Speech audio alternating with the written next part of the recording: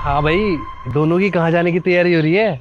वो तो आप फैसला करोगे ना कि कौन कहाँ जाएगा। क्या मतलब? मतलब ये कि हम दोनों ने फैसला ले लिया है कि इस घर में हम दोनों में से कोई एक ही रहेगा। इसलिए मैंने हम दोनों को सामान पैक कर दिया। अब या तो ये इस घर में रहेंगी या मैं। तुम्हारा दिमाग खराब हो गया है क्या? क्या बोले जा रही हो तुम ये? बिल्कुल सही बोल रही हूँ धीरज मैं।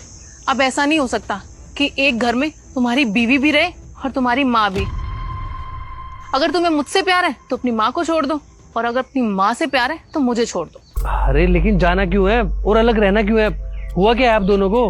अरे तो क्या करूं यार, शादी करके इस घर में आई थी, लेकिन इन्होंने तो मुझे नौकरानी बना के रख दिया है। सारा दिन सिर्फ काम करवाती रहती है और सारा दिन रोक टोक करती रहती है, ये मत करो वो मत करो। मैं बहुत परेशान हो चुकी हूँ। देखो मैं ना अपने तरीके से जिंदगी जीना चाहती हूँ। मैं नहीं चाहती कि कोई मेरी लाइफ में रोक टोक करे।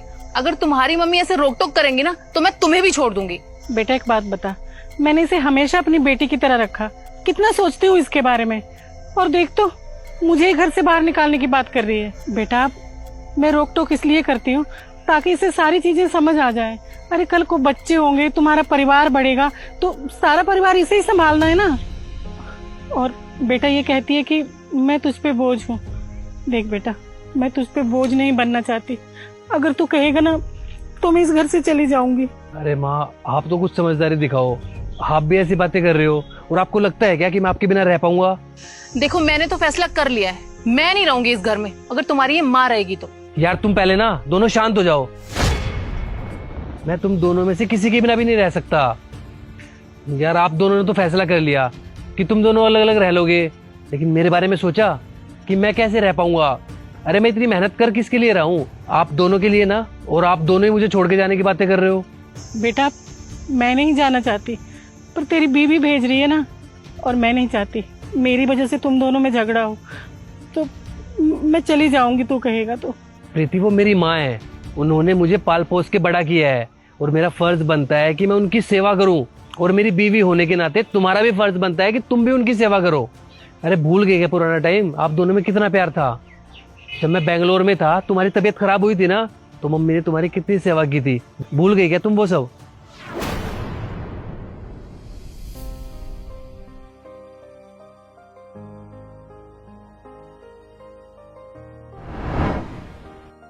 और माँ आप भूल गई क्या? हर छोटे छोटे कामों के लिए आपको इसकी जरूरत पड़ती है, चाहे सामान उतारना हो या सुई में धागा डालना हो। और फिर भी आप बोल रही हो कि आप इसके बिना रह लोगी।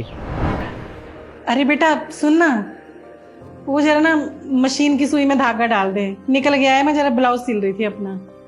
अरे मम्मी आपको क्या जरूरत है घर पे ये सिलाई वगैरह करने की? हम बाहर से करवा लेंगे ना। बेटा मेरा टाइम पास हो जाता है और मुझे अच्छा लगता है। आ जाना, जरा डाल दे धागा। ठीक है मैं कर देती हूँ, चलो। देखो ये बात तो सच है, अगर आप दोनों में से कोई भी गया ना तो मैं इस घर में सुकून से नहीं रह पाऊंगा। मुझे आप दोनों की जरूरत है, आप दोनों के साथ रहना है मुझे। लेकिन आप दोनों ने फैसला कर लिया है तो ठीक है, जिसको जहां जाना है जाओ। हाँ मैं नहीं रोकूंगा।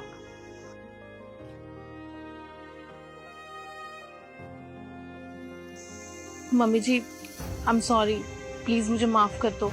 नहीं नहीं बेटा, तुम मुझे माफ कर दो। मैं कुछ ज्यादा ही रोक टोक करती हूँ ना। नहीं नहीं, आप माँ हो, आप रोक टोक कर सकते हो। वैसे भी कोई भी माँ अपने बच्चे का बुरा नहीं सोचती। बेटा मैं आगे से ऐसा कुछ नहीं करूंगी। तुम जैसे रहना चाहती हो ना वैसे रहना।